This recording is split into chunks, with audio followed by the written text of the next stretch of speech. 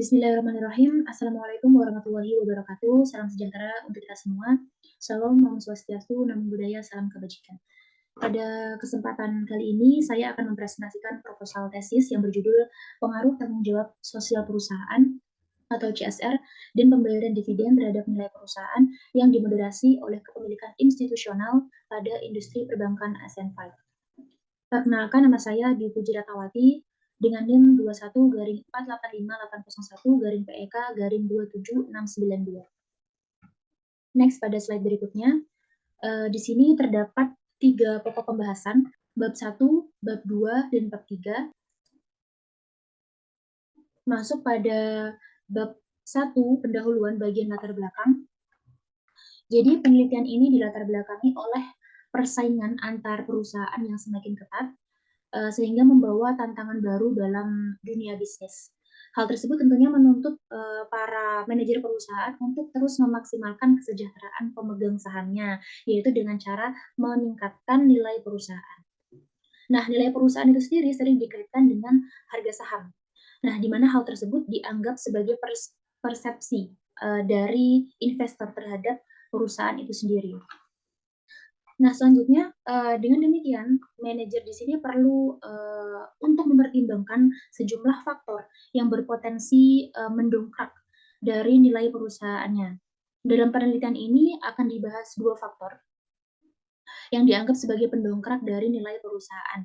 Yang pertama, ada tanggung jawab sosial perusahaan atau bisa disebut sebagai CSR. Nah, untuk faktor yang kedua yaitu pembayaran dividen.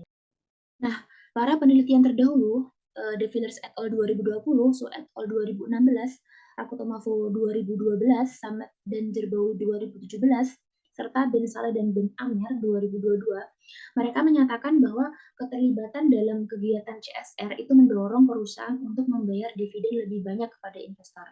Oleh karena itu, investor di sini lebih termotivasi gitu untuk melakukan investasi kepada perusahaan yang melakukan tanggung jawab sosialnya kepada masyarakat atau kepada lingkungan daripada investasi kepada perusahaan yang tidak melakukan tanggung jawab sosial. Selanjutnya, penelitian ini juga memiliki pokok bahasan terkait efek moderasi dari kepemilikan institusional. Nah, menurut Clay 2002, mohon maaf, ini 2002, keberadaan kepemilikan institusional memiliki arti penting bagi manajemen pengawasan, karena dapat mendorong peningkatan pengawasan yang lebih baik gitu.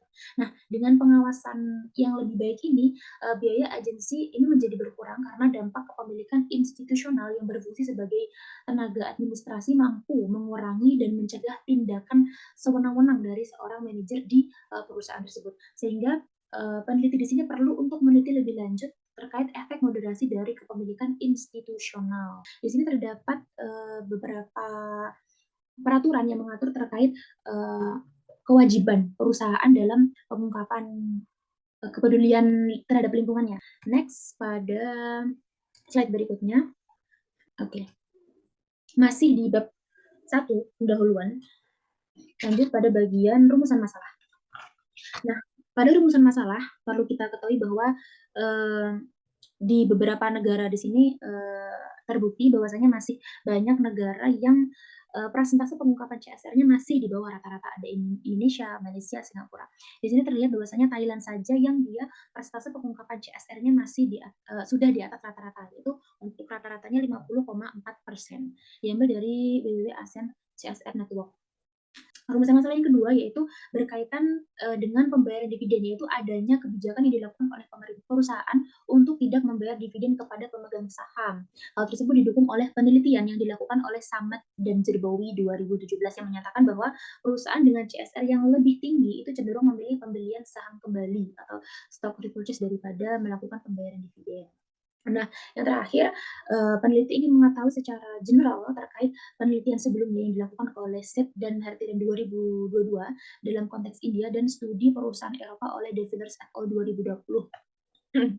Peneliti ingin mengetahui apakah hasil penelitian-penelitian terdahulu itu dapat diterapkan pada industri perbankan ASEAN 5. Gitu. Next, masih pada bab 1, pada bagian pertanyaan penelitian dan tujuan penelitian. Di sini terdapat 4 pertanyaan penelitian yang masing-masing mempunyai tujuan. Pertama, terdapat 4 tujuan juga. Selanjutnya yaitu manfaat penelitian. Di sini terdapat 2 manfaat penelitian, yaitu manfaat empiris dan manfaat praktis. Pada manfaat empiris, peneliti tentu berharap penelitian ini dapat menambah bukti empiris serta memperluas literatur mengenai pengaruh tanggung jawab sosial perusahaan atau CSR dan pembayaran dividen yang dimoderasi oleh kepemilikan institusional terhadap nilai perusahaan pada industri perbankan ASEAN 5. Selain itu, penelitian ini juga dapat digunakan sebagai titik awal untuk penelitian tambahan pada subjek yang serupa dan sebagai sumber bagi peneliti selanjutnya. Pada bagian manfaat praktis, peneliti berharap manajemen perusahaan di sini dapat memperoleh manfaat dari uraian terkait pengaruh CSR dan pembayaran dividen yang dimoderasi oleh kepemilikan institusional terhadap nilai perusahaan, yaitu berupa kebijakan yang lebih efektif terkait faktor yang menentukan nilai perusahaan di masa mendatang. Masuk pada bab 2, tinjauan pustaka pada bagian landasan teori. Penelitian ini menggunakan 2 landasan teori, yaitu teori sinyal dan teori agensi. Teori sinyal atau signaling theory di sini dijelaskan oleh Godfrey 2010. Beliau menyatakan bahwa manajer akan memberikan sinyal kepada investor melalui annual report-nya atau laporan keuangannya dengan tujuan untuk meyakinkan para investor terkait kemampuan perusahaan dalam memberikan keuntungan di masa mendatang. Nah, jika para investor di sini percaya akan sinyal positif yang diberikan, maka mereka pasti akan berbondong-bondong untuk invest atau melakukan investasi ke perusahaan tersebut. Nah, bagaimana toh cara perusahaan ini berkomunikasi dalam konteks memberikan sinyal positif kepada pasar atau kepada masyarakat atau kepada investor? Nah, di sini terdapat 2 cara, yaitu melalui pengungkapan CSR dan pembayaran dividen yang tertuang dalam laporan keuangan perusahaan sendiri. Nah, jika aktivitas yang dilakukan oleh perusahaan itu baik bagi lingkungan sekitar, maka harapannya dengan adanya CSR dapat meningkatkan nilai perusahaannya. Nah, selain itu, sinyal positif yang diberikan dari pembayaran dividen, tentunya dividen yang tinggi gitu kan, dapat menarik para investor untuk melakukan investasi ke perusahaan dan dengan demikian nilai perusahaan juga dapat meningkat. Nah, selanjutnya yaitu teori agensi. Masih sama menurut Godfrey 2010, teori agensi adalah perbedaan kepentingan antara pemegang saham dan manajer. Nah, perbedaan kepentingan yang dimaksud di sini yaitu di satu sisi nih manajer mengutamakan kepentingan pribadinya. Akan tetapi di sisi lain pemegang saham di sini kurang setuju dengan kepentingan pribadi si manajer ini. Konflik keagenan antara manajer dan pemegang saham ini dapat diminimalisir dengan adanya pengawasan. Tentunya pengawasan yang dilakukan ini tidak gratis, yaitu membutuhkan biaya. Biaya di sini disebut sebagai biaya keagenan atau cost agency. Gimana caranya agar biaya agensi ini tidak meningkat gitu. Nah, ada caranya, yaitu diminimalisir dengan strategi perusahaan yang dijelaskan menurut Ching et al. 2011 dan Bernay dan Rubin 2010. Mereka menyatakan bahwasanya biaya keagenan di sini dapat diminimalisir dengan strategi perusahaan, ada 2, yaitu pengungkapan CSR dan pembayaran dividen. Nah, menurut teori keagenan, CSR dan pembayaran dividen di sini merupakan strategi perusahaan untuk menyelesaikan konflik keagenan gitu. Nah, CSR dan pembayaran di sini dan pembayaran dividen di sini dianggap memiliki kemampuan untuk mengurangi asimetri informasi guna mengurangi biaya keagenan yang akhirnya dapat meningkatkan nilai perusahaan. Seperti itu untuk penjelasan teori agensi. Next, yaitu penelitian terdahulu. Pada penelitian Seth and Mahertiran 2022, penelitian ini mempelajari 115 perusahaan yang terdaftar di India selama 2019 hingga 2012. Temuan pada penelitian ini menunjukkan bahwa Dewan ALC atau Indian Listed Company menggunakan CSR dan dividen sebagai sinyal strategis untuk meyakinkan keberlanjutan kinerja bisnis di masa depan. Sama halnya dengan De Villers et al. 2020, dia melakukan di perusahaan terbesar di Eropa. Dia mempertimbangkan 366 perusahaan dengan tahun penelitian dari 2007 hingga 2013.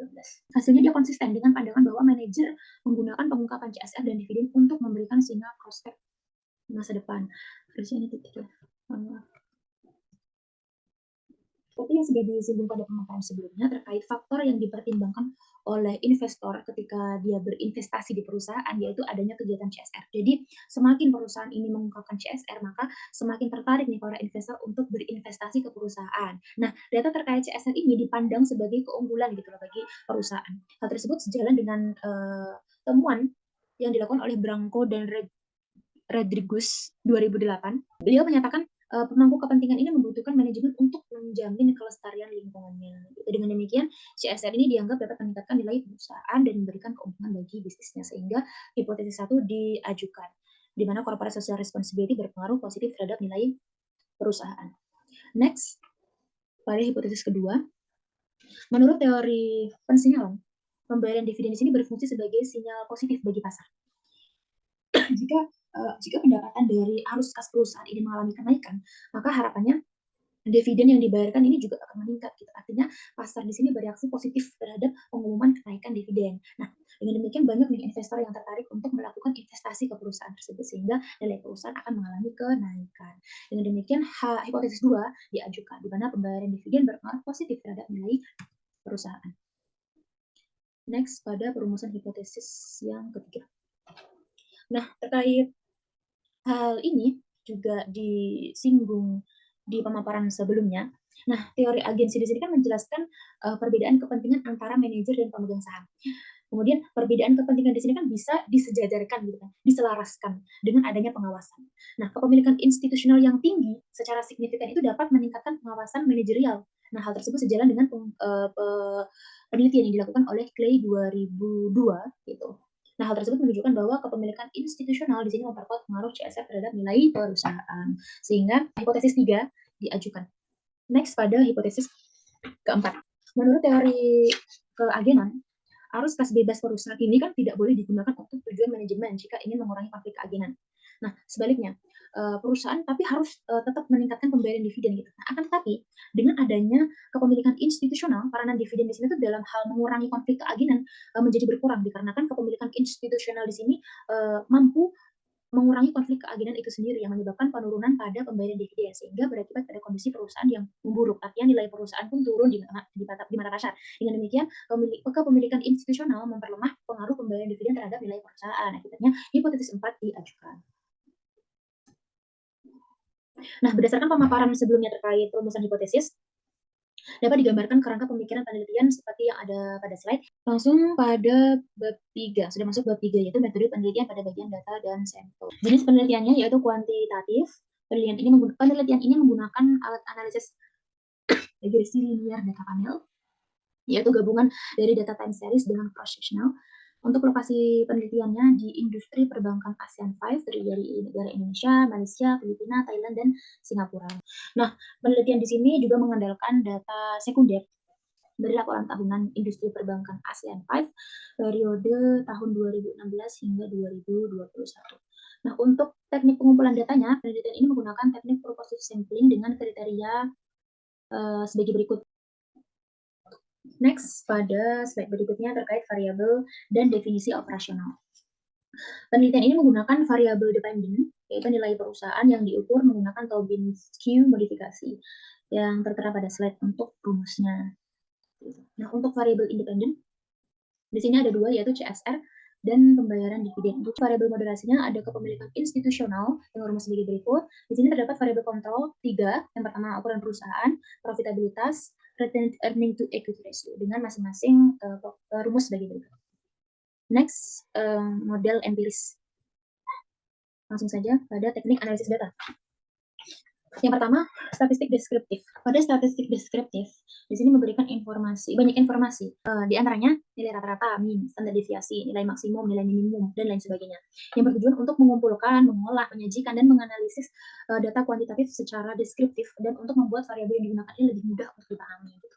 Selanjutnya, uji regresi. Peneliti menggunakan data panel yaitu gabungan dari cross section dan time series. Nah, untuk uji asumsi klasik di sini terdapat 4 uji. Ya, yang pertama ada uji normalitas, ada uji multikolinearitas, ada uji autokorelasi, dan uji heteroskedastisitas. Setelah itu melakukan uji T, uji F, dan uji koefisien determinasi. Oke, baik, sekian presentasi dari saya. Kurang dan lebihnya saya mohon maaf yang sebesar-besarnya. Wassalamualaikum warahmatullahi wabarakatuh.